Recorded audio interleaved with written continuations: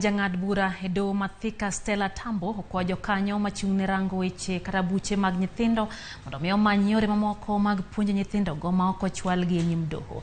Tambo wacho ni kwan buche mag nyithindo odhure doho ma pacho ka buche maber ka kori manyo yore ma itieko godo oko mar doho.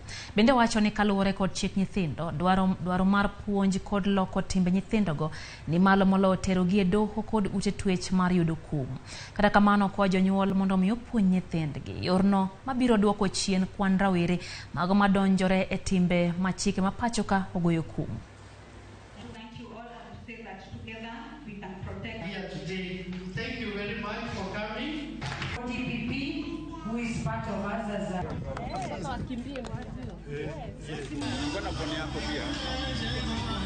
For every little offense a child makes, you don't have to bring them to court. There are other ways of trying to rectify this child. Let the court be the last option. Let remand be the last option. And so it's not a challenge because it is something we can sit as a community and talk about and discuss. But then again, it is a collaborative effort. As you have seen today, all the stakeholders are here. And this is their reaffirmation that if we sit down as a community, as stakeholders, we will be able to solve children issues. The Children's Act 2022 is more towards rehabilitation, more towards communities raising children.